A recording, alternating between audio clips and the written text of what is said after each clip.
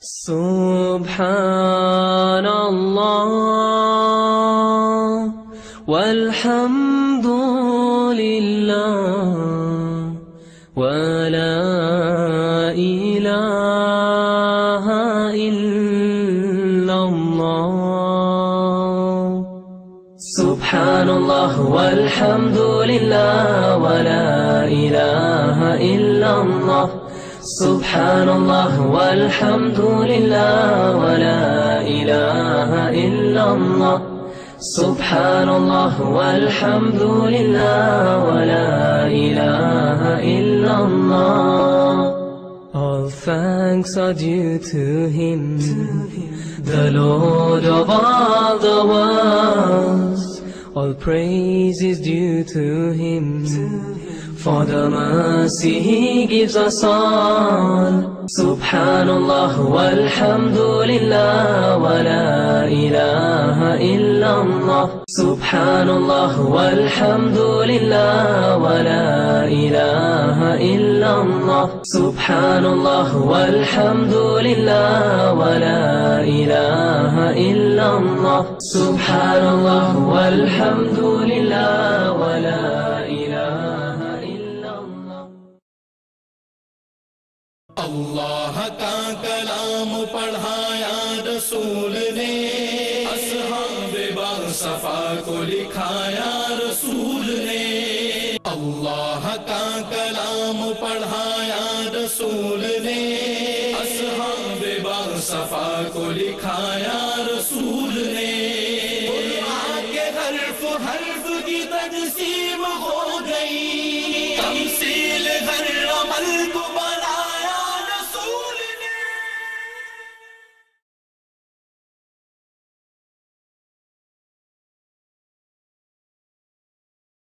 بسم اللہ الرحمن الرحیم. بسم اللہ الرحمن الرحیم. قل هو اللہ احد. قل هو اللہ احد. اللہ الصمد. اللہ الصمد. لم یلد ولم یولد. لم یلد ولم یولد. ولم يكن له كفوا أحد. ولم يكن له كفوا أحد. الحمد لله رب العالمين والصلاة والسلام على سيد الأنبياء والمرسلين. أما بعد، أعوذ بالله من الشيطان الرجيم. بسم الله الرحمن الرحيم. وَإِذَا طَلَّقْتُمُ النِّسَاءَ فَبَلَغْنَ أَجَلَهُنَّ فَلَا تَعْضُلُوهُنَّ أَن يَنكِحْنَ أَزْوَاجَهُنَّ إِذَا تَرَاضَوْا بَيْنَهُم بِالْمَعْرُوفِ. صدق اللہ العظیم. اللہم صلی علی محمد وعلی آل محمد وبارک وسلم. رب اشرح لی صدری ویسر لی امری واحلل عقدۃ من لسانی یفقہوا قولی واجعل لی وزیرا من اہلی آمین یا رب العالمین. ناظرین کرام، السلام علیکم ورحمۃ اللہ وبرکاتہ. پروگرام بصیرت القرآن میں خوش آمدید. آج پروگرام نمبر 63، پروگرام نمبر 63 آپ کی خدمت میں پیش کر رہے ہیں الحمدللہ. اور آج ہم مطالعہ کریں گے سورۃ البقرہ آیات 232 تا 234 کا. قاری سلمان صاحب نے ان آیات کی تلاوت کے ذریعے پروگرام کا باقاعدہ آغاز بھی فرما دیا ہے، اور ہمیشہ کی طرح ہمارے نوجوان ساتھی بھی اس وقت اسٹوڈیوز میں ہمارے ساتھ موجود ہیں. کراچی کی معروف یونیورسٹیز میں پڑھ بھی رہے ہیں اور قرآن اکیڈمی سے بھی تعلق رکھتے ہیں. السلام علیکم ورحمۃ اللہ وبرکاتہ. وعلیکم السلام ورحمۃ اللہ وبرکاتہ. خیریت سے ہیں آپ لوگ؟ ماشاءاللہ الحمدللہ. آئیے ناظرین کرام، سب سے پہلے ہم سب کی یاد دہانی، ترغیب اور موٹیویشن کے لیے ایک مبارک فرمان نبی پاک صلی اللہ علیہ وسلم کا. آئیے قرآن سیکھیں. فرمان نبوی صلی اللہ علیہ وسلم: جس نے قرآن کریم پر عمل کیا اس کا اجر محفوظ ہو گیا. جامع ترمذی کی روایت ہے. بندہ جو عمل کرے اللہ کے کلام کے مطابق اس کا اجر اللہ کے ہاں محفوظ ہوگا، چاہے دنیا میں نتیجہ نظر آئے یا نہ آئے، اللہ کے ہاں اس کا اجر محفوظ ہوگا. اللہ ہم سب کو قرآن حکیم مزید سیکھنے کی، سمجھنے کی اور اس کے تقاضوں پر عمل کرنے کی توفیق عطا فرمائے. ناظرین کرام، آگے بڑھتے ہیں اور آج کی زیر مطالعہ آیات کا ترجمہ سمجھتے ہیں. سورۃ البقرہ آیات 232 تا 234 کا ترجمہ پیش خدمت ہے. ارشاد ہوا: اور جب تم طلاق دو عورتوں کو پھر وہ پوری کر چکیں اپنی عدت تو انہیں مت روکو کہ وہ پھر سے نکاح کر لیں اپنے شوہروں سے، جبکہ وہ دونوں باہم بھلے طریقے پر راضی ہوں. اس سے نصیحت کی جاتی ہے اسے جو تم میں سے ایمان رکھتا ہے اللہ اور آخرت پر. یہی تمہارے لیے بہت پاکیزہ اور نہایت ستھری بات ہے، اور اللہ جانتا ہے اور تم نہیں جانتے۔ اور مائیں دودھ پلائیں اپنی اولاد کو پورے 2 سال، یہ مدت اس کے لیے ہے جو پورا کرنا چاہتا ہے دودھ پلانے کی مدت، اور جس کا بچہ ہے اس کے ذمے ہے کھانا ان ماؤں کا اور ان کا لباس مناسب طریقے سے۔ تکلیف نہیں دی جاتی کسی شخص کو مگر اس کی حیثیت کے مطابق، نہ نقصان پہنچایا جائے ماں کو اس کے بچے کی وجہ سے، اور نہ ہی نقصان پہنچایا جائے باپ کو اس کے بچے کی وجہ سے، اور وارث پر بھی اسی طرح کی ذمہ داری ہے۔ اور اگر وہ دونوں ارادہ کر لیں دودھ چھڑانے کا اپنی مرضی اور مشورے سے تو ان دونوں پر کوئی گناہ نہیں ہے۔ اور اگر تم چاہو کہ تم دودھ پلواؤ کسی دایا سے اپنی اولاد کو تو بھی تم پر کوئی گناہ نہیں ہے، جبکہ تم پورا ادا کر دو دایا کو جو بھی تم نے دینا طے کیا ہے مناسب طریقے سے، اور اللہ کی نافرمانی سے بچتے رہو، اور جان لو کہ یقیناً اللہ دیکھنے والا ہے اسے جو کچھ تم کر رہے ہو۔ اور جو لوگ فوت ہو جائیں تم میں سے اور چھوڑ جائیں بیویاں، تو چاہیے کہ وہ عدت میں رکھیں اپنے آپ کو 4 مہینے اور 10 دن۔ بس جب وہ پوری کر لیں اپنی عدت کی مدت کو تو تم پر کوئی گناہ نہیں ہے کہ وہ جو بھی کریں اپنے حق میں بھلے طریقے پر، اور اللہ باخبر ہے اس سے جو کچھ تم کر رہے ہو۔ ناظرین کرام، یہ ترجمہ سورۃ البقرہ آیات 232 سے 234 کا۔ آئیے اپنی ترتیب کے مطابق آگے چلتے ہیں اور سب سے پہلے ربط آیات کو سمجھتے ہیں۔ ربط آیات کے ذیل میں لکھا ہے، گزشتہ آیات میں خلا اور طلاق مغلظ کا بیان تھا، اب طلاق بائن، رضاعت اور بیوہ کی عدت کا بیان ہے۔ پچھلی مرتبہ ہم نے خلا کا بیان سمجھا تھا، طلاق مغلظ کا بیان تھا، حلالہ کا بیان بھی تھا، اب طلاق بائن سمجھیں گے انشاءاللہ تعالی، رضاعت اور بیوہ کی عدت کا بیان ہے۔ ناظرین کرام، ربط آیات کے بعد چلتے ہیں تعارف کی طرف، جن موضوعات پر آج گفتگو ہوگی آئیے ان کو سمجھتے ہیں۔ سب سے پہلے طلاق بائن کا تذکرہ۔ یہ کب ہوتا ہے معاملہ؟ طلاق دے دی اور عدت گزر گئی اور رجوع نہ ہوا، تو 1 طلاق اور 2 طلاق کی حد تک اگر عدت کی مدت گزر گئی اور رجوع نہ ہوا تو یہ طلاق بائن ہوتی ہے۔ کیا ہوتی ہے؟ طلاق بائن۔ نکاح کر لیں تو وہ شوہر و بیوی ایک دوسرے سے تعلق قائم کر سکتے ہیں، لیکن 1 اور 2 طلاق کی حد تک عدت کی مدت گزر گئی، رجوع نہ ہوا تو اب نکاح دوبارہ کرنا ہوگا۔ ایسی طلاق کو کیا کہتے ہیں؟ طلاق بائن۔ طلاق بائن کا تذکرہ۔ دوسری بات، رضاعت کے حوالے سے ہدایات، یعنی بچے کو دودھ پلانے سے متعلقہ امور، رضاعت کے حوالے سے ہدایات۔ اور تیسری بات، بیوہ کی عدت کا بیان ہے، کس قدر مدت ہے اس کی؟ 4 مہینے 10 دن، اس کا بیان آیا تھا، انشاءاللہ آگے مزید سمجھیں گے۔ ناظرین کرام، تعارف کے بعد آیات کا تجزیہ کرتے ہیں۔ آئیے اپنے نوجوان ساتھیوں سے پوچھیں کہ یہ آیات کا تجزیہ، اس کا مطلب کون بتائے گا بھائی؟ اس کا کیا مطلب ہے؟ آیات کا تجزیہ مطلب اس کی تشریح جو ہے۔ ٹھیک ہے، آیات کا تجزیہ سے ایک مراد تو ہے اس کی تشریح، یعنی اس آیت میں کیا بیان آئے گا اس کا ایک پوائنٹ ہے جو ہمارے سامنے موجود ہوتا ہے، تاکہ ایک خاکہ ہمارے ذہن میں بیٹھ جائے، ایک ڈھانچہ، خاکہ کہہ لیجئے، اسکیچ ہمارے ذہن میں قائم ہو جائے، اور اس کو بھی تشریح کرتے ہوئے ہم بھرنے کی کوشش کریں۔ تو آیات کے تجزیے سے مراد ان آیات کا جو جسٹ ہے، ایک مین پوائنٹ ہے، اس کو یہاں ہم نقل کرتے ہیں۔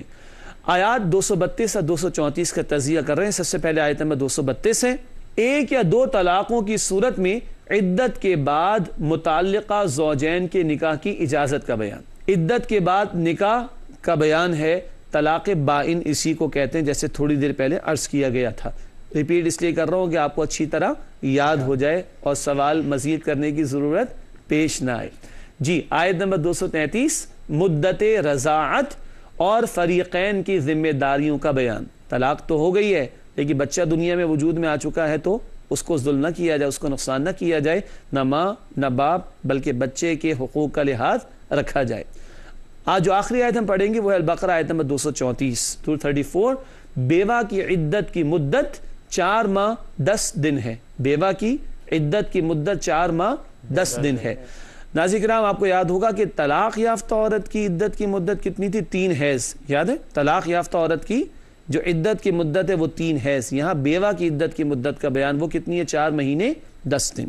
الحمدللہ آج کی زیر مطالعہ آیات کا ترجمہ، ربط آیات، تعارف اور آیات کا تجزیہ مکمل ہوا۔ آگے بڑھتے ہیں اور ایک ایک آیت پر گفتگو کا آغاز کرتے ہیں۔ سب سے پہلے البقرہ آیت نمبر 232 ہے۔ رب العالمین نے ارشاد فرمایا وَإِذَا طَلَّقْتُمُ النِّسَاءَ فَبَلَغْنَ أَجَلَهُنَّ فَلَا تَعْضُلُوهُنَّ أَن يَنكِحْنَ أَزْوَاجَهُنَّ إِذَا تَرَاضَوْا بَيْنَهُم بِالْمَعْرُوفِ ذَلِكَ يُوعَظُ بِهِ مَنْ كَانَ مِنكُمْ يُؤْمِنُ بِاللَّهِ وَالْيَوْمِ الْآخِرِ ذَلِكُمْ أَزْكَىٰ لَكُمْ وَأَطْهَرُ وَاللَّهُ يَعْلَمُ وَأَنْتُمْ لَا تَعْلَمُونَ۔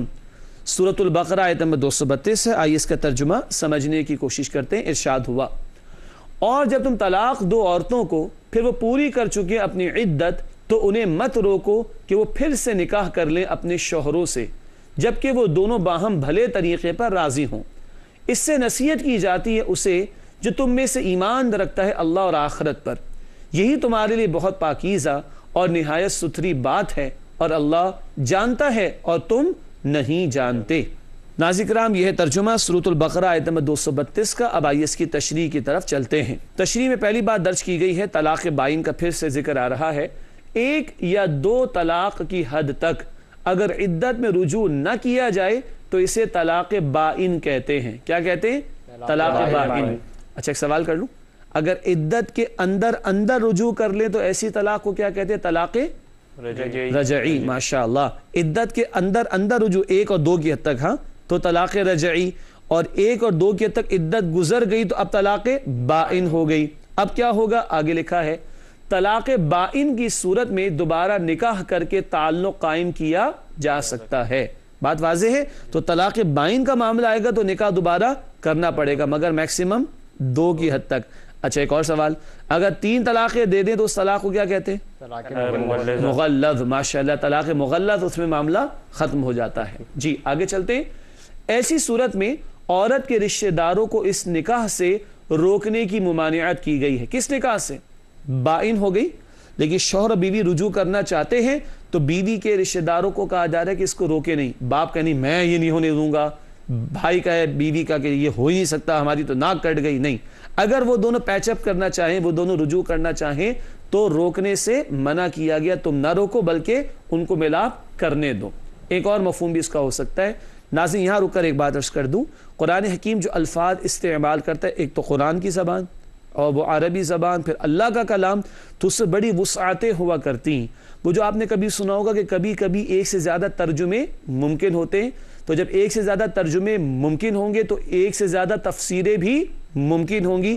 آج اس کی ایک مثال، اگر گرامر کی وسعت ہے، عربی کی گرامر کی وسعت ہے، عربی زبان کی بہت وسعت ہے، تو گرامیٹیکلی یا ادروائز ترجمے ایک سے زائد ہو سکتے ہیں، تو تفسیریں بھی ایک سے زائد ہو سکتی ہیں اور اپنی اپنی جگہ بالکل درست ہوں گی۔ آج اس کی بڑی پیاری مثال ہے جو ہمارے سامنے آ رہی ہے، آئیے اسے سمجھتے ہیں۔ نیز ایک مطلب یہ بھی ہے کہ عدت کے بعد اگر عورت کہیں اور نکاح کرنا چاہے تو سابقہ شوہر رکاوٹ نہ ڈالے۔ پہلی بات کیا تھی؟ شوہر بیوی دونوں راضی ہیں تو بیوی کے بھائی، والد، دیگر گھر والے مت روکیں، اور اب بیوی ادھر نہیں آنا چاہتی، کہیں اور نکاح کرنا چاہتی ہے تو سابقہ شوہر کوئی بد کلامی نہ کرے، کوئی غلط بات نہ کرے۔ یہ عورت اب کہیں اور نکاح کرنا چاہے تو آزاد ہے، اس کا نکاح کہیں اور ہو سکتا ہے، تو سابقہ شوہر اس نکاح میں جو یہ عورت کسی اور جگہ کر رہی ہے اس میں رکاوٹ نہ ڈالے۔ سمجھ آ رہی ہے بات؟ تو دونوں طرف کے اعتبار سے ترجمہ بھی ممکن اور دونوں طرف کے اعتبار سے تشریح و تفسیر بھی ممکن، اور دونوں باتیں اپنی اپنی جگہ ضروری ہیں اور دونوں کا مفہوم اپنی جگہ بالکل واضح بھی ہے۔ تو ناظرین کرام، یہ ایک بڑی اہم مثال اور سادہ انداز میں کہ ترجمہ بھی ممکن ہوتا ہے ایک سے زائد اور تفسیر بھی ایک سے زائد ممکن ہوتی ہے ایک ہی آیت کی۔ اگلی بات لکھی ہے ایمان والے ہی ان تقاضوں پر عمل کرتے ہیں۔ یہ ہے بہت قیمتی بات کہ دیکھو یہ تمہارے لیے پاکیزہ تر ہے اور یہ تمہارے لیے ستھرا بھی ہے، اور یہ وصیت کس کو کی جا رہی؟ جو اللہ اور آخرت پر ایمان رکھتا ہو، تو ایمان والے ہی ان تقاضوں پر عمل کرتے ہیں۔ کبھی کبھی لوگ کہتے ہیں یہ ہدایت ہے دین کی۔ ارے بھائی یہی ہدایات ہے دین کی۔ طلاق سے متعلقہ پچھلے پروگرام سے بات ہوئی، ابھی ہو رہی ہے، اگلے پروگرام میں بھی کچھ بات ہوگی اور آئندہ بھی مزید بات ہوگی انشاءاللہ تعالی۔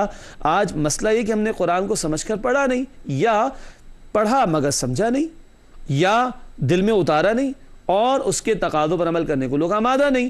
تو جو ایمان والے ہوں گے وہ پڑھیں گے بھی، سمجھیں گے بھی، یقین بھی کریں گے اور عمل بھی کریں گے، تو یہ معاشرہ ایک بہتر مقام ہوگا ہم سب کے لیے رہنے کے اعتبار سے. اللہ مجھے اور آپ کو ہم سب کو سیکھنے سمجھنے عمل کرنے کی مزید توفیق عطا فرمائے. آمین. ناظرین کرام آگے چلتے ہیں. البقرہ آیت نمبر 232 کا مطالعہ مکمل ہوا. چلتے ہیں البقرہ آیت نمبر 233. آئیے سمجھتے ہیں. ارشاد ہوا والوالدات یرضعن اولادهن حولین کاملین لمن اراد ان یتم الرضاعہ وعلی المولود له رزقهن وکسوتهن بالمعروف لا تکلف نفس الا وسعها لا تضار والدة بولدها ولا مولود له بولده وعلى الوارث مثل ذلك فإن أراد فصالا عن تراض منهما وتشاور فلا جناح عليهما وإن أردتم أن تسترضعوا أولادكم فلا جناح عليكم إذا سلمتم ما آتيتم بالمعروف واتقوا الله واعلموا أن الله بما تعملون بصير. سورۃ البقرہ آیت نمبر 233 ہے. آئیے ناظرین کرام اس کا ترجمہ سمجھتے ہیں. اور مائیں دودھ پلائیں اپنی اولاد کو پورے 2 سال. یہ مدت اس کے لیے ہے جو پورا کرنا چاہتا ہے دودھ پلانے کی مدت, اور جس کا بچہ ہے اس کے ذمے ہے کھانا ان ماؤں کا اور ان کا لباس مناسب طریقے سے. تکلیف نہیں دی جاتی کسی شخص کو مگر اس کی حیثیت کے مطابق. نہ نقصان پہنچایا جائے ماں کو اس کے بچے کی وجہ سے اور نہ ہی نقصان پہنچایا جائے باپ کو اس کے بچے کی وجہ سے, اور وارث پر بھی اسی طرح کی ذمہ داری ہے. اور اگر وہ دونوں ارادہ کر لیں دودھ چھڑانے کا اپنی مرضی اور مشورے سے تو ان دونوں پر کوئی گناہ نہیں ہے. اور اگر تم چاہو کہ تم دودھ پلواؤ کسی دایا سے اپنی اولاد کو تو بھی تم پر کوئی گناہ نہیں ہے, جبکہ تم پورا ادا کرو دایا کو جو بھی تم نے دینا طے کیا ہے مناسب طریقے سے, اور اللہ کی نافرمانی سے بچتے رہو اور جان لو کہ یقیناً اللہ دیکھنے والا ہے اسے جو کچھ تم کر رہے ہو. ناظرین کرام یہ ہے ترجمہ سورۃ البقرہ آیت نمبر 233 کا. اس کی تشریح انشاءاللہ ضرور سمجھیں گے, مگر آئیے البقرہ آیت نمبر 233 کی تشریح کی طرف چلتے ہیں. سب سے پہلی بات رضاعت سے متعلق احکامات کا بیان. رضاعت کا مطلب ہوتا ہے دودھ پلانا. دودھ پلانا بچے کو, اس سے متعلقہ امور کے بارے میں رہنمائی عطا کی گئی ہے. اگلی بات مدت رضاعت زیادہ سے زیادہ 2 سال بیان کی گئی ہے. یہ میکسیمم سائڈ ہے. زیادہ سے زیادہ دودھ پلانے کی مدت 2 سال اس مقام پر قرآن حکیم نے بیان فرمائی ہے. اب آپ غور کیجئے گا, طلاق کے مسائل چل رہے ہیں اور اس دوران ناچاقیاں بھی ہوں گی, ناخوشگوار ماحول بھی ہوگا اور بڑے انفیوریبل حالات بھی ہوں گے. بچہ دنیا میں آ گیا, اس کا کوئی قصور ہے؟ اس کا حق نہ مارا جائے. اور بچے کا ایک بہت بڑا حق یہ ہے کہ اس کو اس کی ماں کی وجود سے غذا کی فراہمی, جو فطری انداز سے غذا رب العالمین نے پیدا فرمائی, وہ اس کو فراہم کی جائے اولاً. یہ ہے جس پر اب توجہ آپ دیکھیے گا کس طرح قرآن دلاتا ہے. تو 2 سال کی مدت رضاعت کے حوالے سے بیان کی گئی. اگلی بات طلاق یافتہ بیوی پر بچے کو دودھ پلانے اور بچے کے والد پر اخراجات کی ذمہ داری ہے. ماں دودھ پلانے سے انکار نہ کرے اور باپ اخراجات دینے سے انکار نہ کرے. دودھ پلانے کی مدت کے دوران یہ ماں کے جو اخراجات ہیں یہ باپ کے ذمے ہوں گے, بچے کے والد کے ذمے ہوں گے. اگلی بات والد کی وفات کی صورت میں یہ ذمہ داری اس کے ورثاء پر ہوگی. ایک شخص کا انتقال ہو گیا تو اس کا بھائی تو ہوگا, یعنی بچے کا چچا تو ہوگا, تایا تو ہوگا. اب یہ جو ورثاء ہیں ان پر ذمہ داری عائد ہو جائے گی. اس میں پروٹیکشن کس کی ہو رہی ہے؟ بار بار بچے کی. ناظرین نوٹ کیجئے, پروٹیکشن کس کی ہو رہی ہے؟ بچے کی. اس جان کو محفوظ رکھنا ہے اور اتنی باریک بینی کے ساتھ قرآن یہ احکامات عطا کر رہا ہے. ذرا غور فرمائیے. اگلی بات باہمی مشاورت سے مدت رضاعت کی تکمیل سے پہلے بھی دودھ چھڑایا جا سکتا ہے. 1.5 سال کے اندر, 1.25 سال کے اندر, جو بھی صورت بنتی ہے باہمی مشاورت سے یہ فیصلہ کیا جا سکتا ہے. اگلی بات بچے کی ماں کے علاوہ کسی اور عورت سے دودھ پلایا جا سکتا ہے بشرطے کہ معاوضہ ادا کیا جائے. کسی اور خاتون سے اگر دودھ پلوانے کی کوشش, دایا جسے کہہ دیتے ہیں یا دائی بھی جسے ہمارے کہہ دیتے ہیں, اگر کسی اور عورت سے دودھ پلوایا جا رہا ہے تو بہرحال اس کے بھی اخراجات ادا کرنے ہوں گے. کیوں بھائی؟ ایک عورت ذات کچھ کھائے گی پیے گی تو جسم میں توانائی ہوگی تو کسی بچے کو دودھ پلا سکے گی, تو وہ اخراجات اس کو ادا کرنا ہوں گے. اگلی اور آخری بات خاص ہدایت ہے کہ رضاعت کے حوالے سے کسی فریق کے ساتھ زیادتی نہ کی جائے، نہ ماں پر ظلم ہو کہ دودھ تو پلوایا جائے اور اس کے اخراجات نہ دیے جائیں، نہ باپ پر ظلم ہو کہ اخراجات دے رہا ہو دودھ پلانے سے انکار کر دیا جائے، ایسا نہ ہو۔ اور اس سب میں اگین دوبارہ کہوں گا پروٹیکشن کس کی ہو رہی ہے؟ بچے کی۔ اور غور کیجئے بچے کے لیے ماں کا دودھ کس قدر اہم ہے۔ ایک زمانہ تھا جب یہ ہمارے نوجوان ساتھی شاید دنیا میں نہ آئے ہوں گے، ایک زمانہ تھا ناظرین کرام، پیلے رنگ کا ڈبہ، نیلے رنگ کا ڈبہ، براؤن رنگ کا ڈبہ اور رنگ برنگے ڈبے ہی ڈبے مارکیٹ میں ہوتے تھے۔ پھر کیا آیا؟ بڑے بڑے ہاسپٹلز نے لکھ کے لگا دیا کہ بچے کے لیے اہم ترین غذا اس کی ماں کا دودھ ہے۔ لوٹ کے بدھو گھر کو آئیں گے، لوٹ کے بدھو گھر کو آئیں گے۔ اللہ ہمیں سمجھ دے اتنے ناخوشگوار معاملات میں کتنی خوبصورت رہنمائی، اور دنیا میں ایک جان آ چکی ہے، اس کی پروٹیکشن کس قدر بڑا ایک معاملہ ہے۔ قرآن اس کے بارے میں اتنی باریک بینی کے ساتھ یہ رہنمائی اور ہدایات ہمیں عطا فرماتا ہے۔ ناظرین کرام چلتے ہیں اس کے بعد البقرہ آیت نمبر 234 to 34 کے مطالعے کی طرف۔ رب العالمین نے ارشاد فرمایا والذین یتوفون منکم ویذرون ازواجا یتربصن بانفسہن 4 اشہر وعشرا فاذا بلغن اجلہن فلا جناح علیکم فیما فعلن فی انفسہن بالمعروف واللہ بما تعملون خبیر۔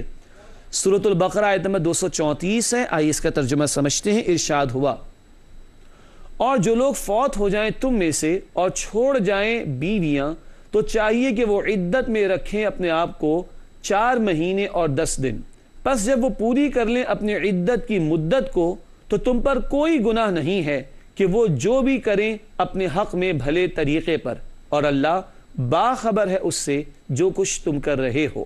ناظرین کرام یہ ترجمہ ہے سورۃ البقرہ آیت نمبر 234 کا۔ آئیے چلتے ہیں اس کی تشریح کی طرف۔ آئیے سب سے پہلے نقطہ پڑھتے ہیں۔ لکھا ہے اس آیت کی روشنی میں بیوہ خاتون کی عدت 4 ماہ اور 10 دن ہے۔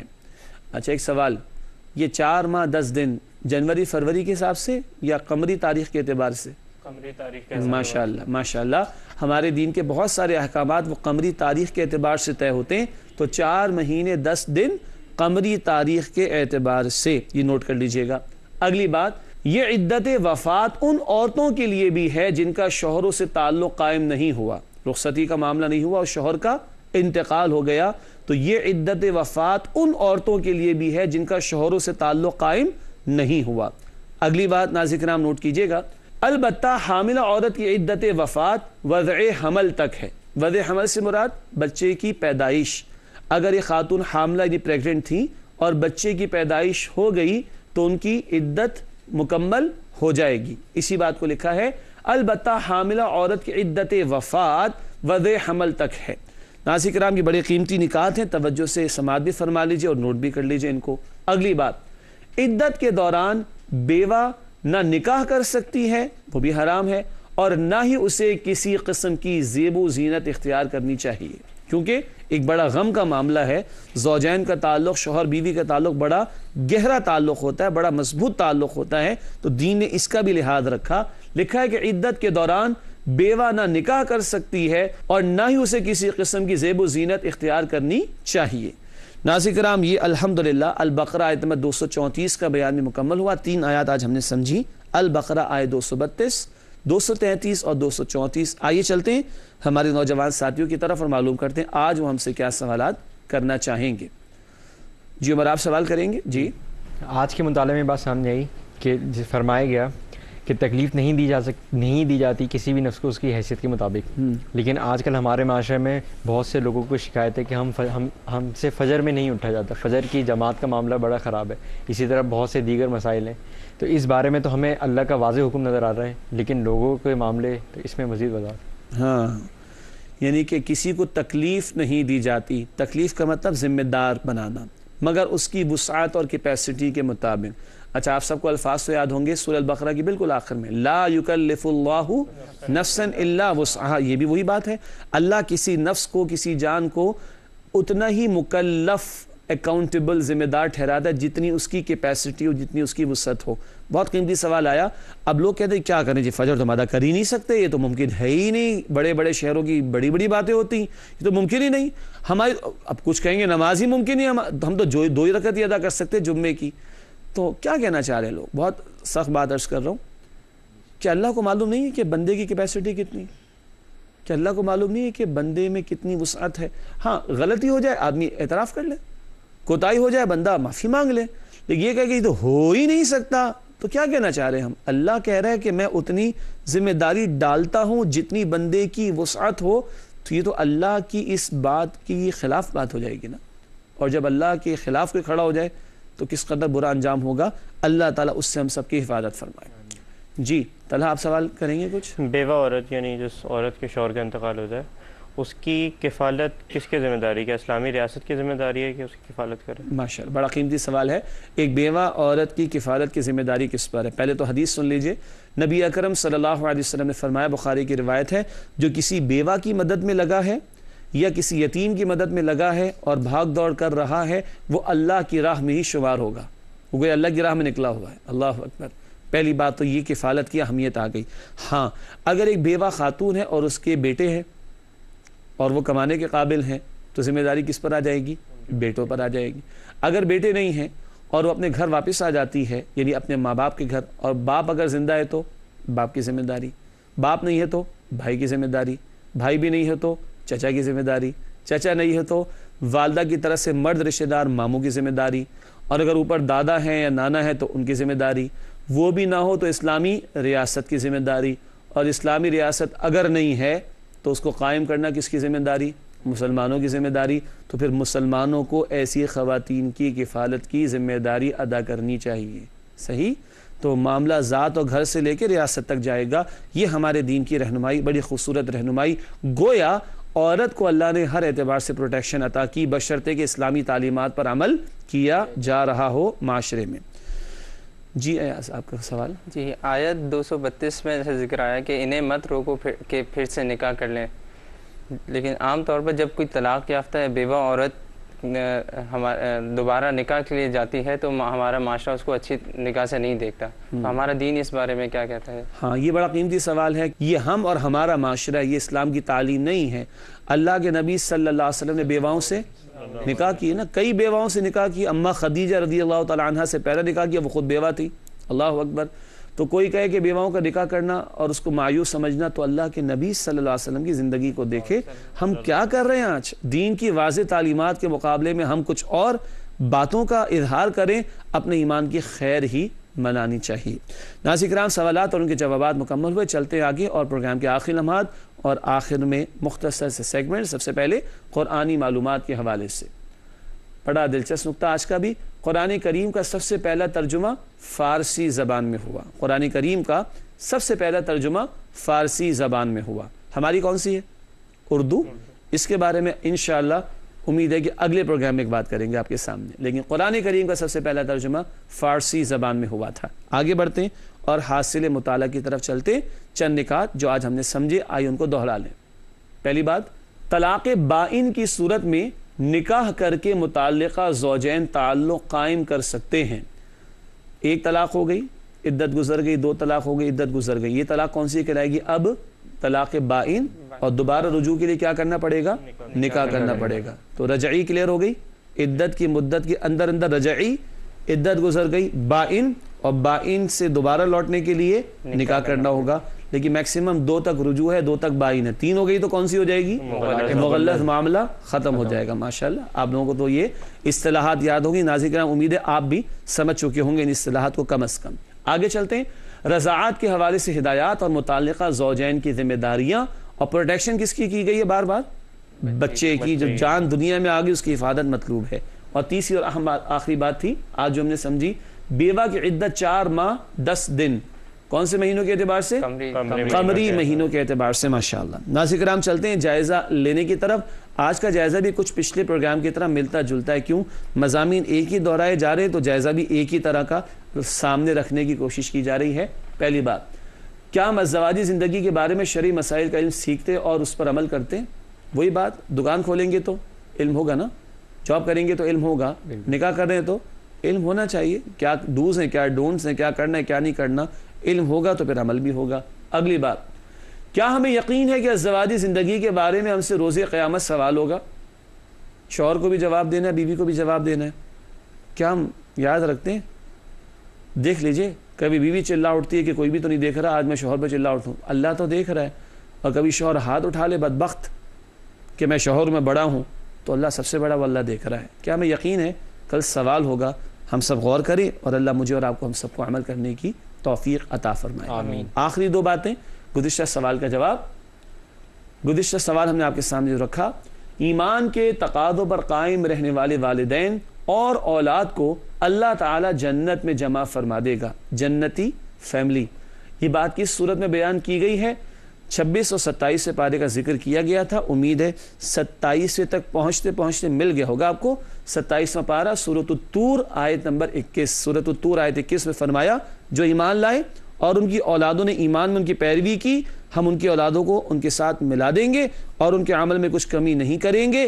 گویا جنت کے درجات تو بہت سارے ہوں گے، کوئی اوپر کوئی نیچے ہوگا. اللہ نیچے والوں کو اوپر لے جا کر جمع فرما دے گا. ناظرین، کیا جنت کے گھر کی آپ کو مجھے فکر ہے؟ دنیا کا گھر بناتے ہیں، پیسہ جمع کرتے ہیں. جنت میں گھر بنانا ایمان جمع کرنا ہوگا اور ایمان کے تقاضوں پر عمل کرنا ہوگا. اللہ ہم سب کو اس کی توفیق عطا فرمائے. آج کا سوال نوٹ کر لیجئے. آج کا سوال، مرد عورتوں پر قوام ہیں، یہ بات کس صورت میں بیان کی گئی ہے؟ مرد عورتوں پر قوام ہیں، یہ بات کس صورت میں بیان کی گئی ہے؟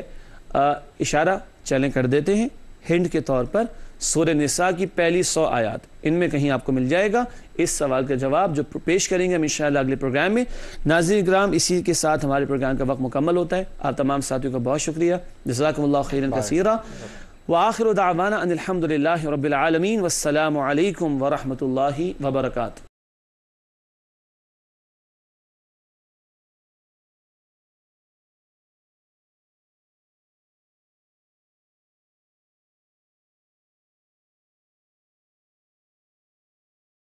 اللہ کا کلام پڑھایا رسول نے، اصحاب باصفا کو لکھایا رسول نے. اللہ کا کلام پڑھایا رسول نے، اصحاب باصفا کو لکھایا رسول نے.